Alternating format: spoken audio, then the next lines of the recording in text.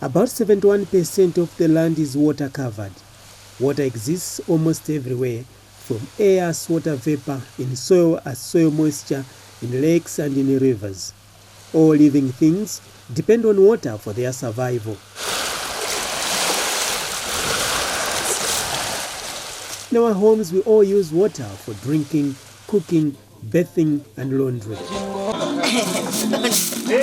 Commercially, large volumes of water are needed by industries and in farms for irrigation. According to the United Nations Water Development Report, globally, industries account for 22% of water withdrawals from the water sources. Water is increasingly becoming a commodity, not just a mere resource, and there is a need to conserve it. Even though water is life, the resource is at the brink of its depletion due to climate change. In Malawi, water sources are extremely drying up, and this has caused the shrinking of catchment areas, forcing people to move towards the rivers as they look for water to irrigate their crops. Franklin Sisa, in the area of traditional authority Lundu in Chikwawa, is one of the young farmers experiencing harsh effects of climate change. Sisa explains how extreme weather conditions have turned Mwanza River in the district from a river of water to a river of sand. This river has been a backbone for the livelihood of people of this area. Here in the Lower Shere, we experience floods every year. We depend on waters from rivers to cultivate our crops during a dry season like this one through irrigation. In the past, during a dry season like this one, this river used to hold water, which we were using for irrigation. But in recent years, the rivers we depend on for our agricultural activities have been fond of drying up. We can no longer harvest enough to feed our families. We, the people of Chikwawa, have experienced a great deal of climate change.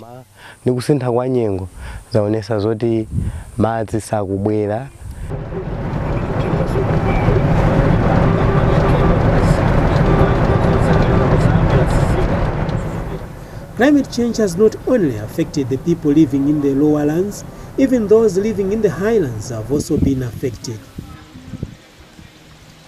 Irene Witness is one of the people in the highlands experiencing the terrible impact of climate change.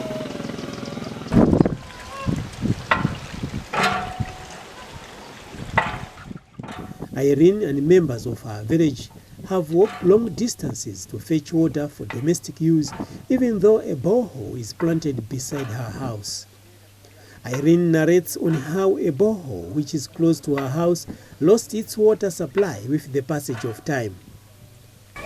Chikumbira jigo 1998 sona tuluke mazi mawirikiza hiyo kwangu tuluka mazi muna mwezi umozi basi katombe kudumpa. When this borehole had just been drilled, it used to supply us with enough water for the whole village. But with the passage of time, the flow of water began to diminish.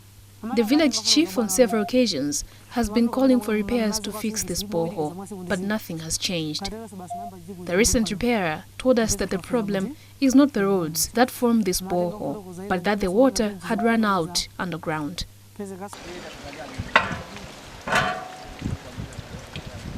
Us who are close to this borehole, we are having a hard time because we have to travel long distance to fetch water, even though we have a borehole nearby. We are always tired because of long distances.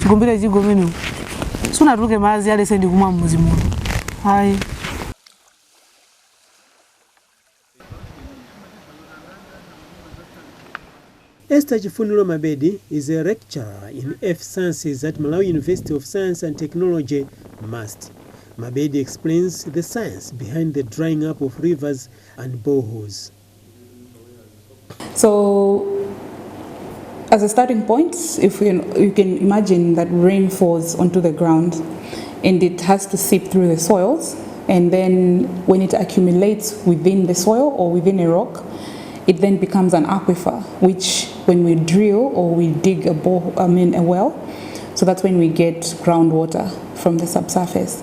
So with the changing climate, we're changing different components of the movement of water around the earth. So the rain will come from the atmosphere, but because the intensity of the rain, the amount of the rain is changing, so you have fewer volumes of water recharging the groundwater by infiltration. Another contributing factor is clearing of land. Where you have more trees and more vegetation, you have more water that infiltrates into the subsurface. But when you clear land, what you are creating is a surface where water will run off into streams and rivers quickly. It will won't infiltrate more into the ground. So all these things are contributing in a different way to the amount of water that is available in the ground. So the most noticeable way for us to know that groundwater is changing, or the quantity of groundwater is reducing in this case, is the water level. So the level of water, or the first surface of water in the subsurface, is what we call the water table. So if that decreases, meaning that we'll have to dig deeper to find groundwater, it means that the volume of water is actually decreasing in the subsurface. And apart from that, this can also be reflected in more dry rivers. So most of the rivers, after the rains have gone, it's the groundwater that then discharges into the rivers, supplying water for the surface water bodies. So because the water table is declining, it means that there is lesser and lesser water from the groundwater flowing into rivers and streams. Thereby, that is then evident in more rivers being dry during the dry season and only carrying water when it rains.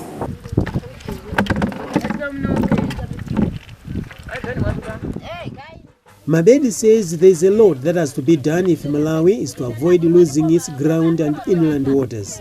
She encourages on the use of practices that will restore the vegetation and prevent its loss. So a lot has to be done, from restoration of forests, grasslands, because if we can replant and restore forests, then we can you can in a way ensure that you have more water that is actually recharging the groundwater.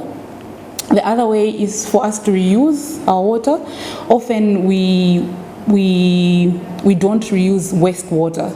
So for instance, instead of us throwing away water that we've used in the kitchen, or waste water that we can reuse in a non-potable way, it's best, unlike to get a new fresh water, it's better to reuse wastewater in non-potable ways, and also to sort of manage our water usage per family, per person, per district, and as a country as well.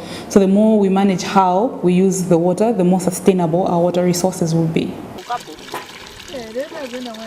Water can no longer continue to stay unprotected. It is simply too important. For Malawi to achieve safe, clean, secure and sustainable environment through Malawi 2063 vision, there is a great need and commitment for a prudent water resource management driven by projected increases in water consumption and demand.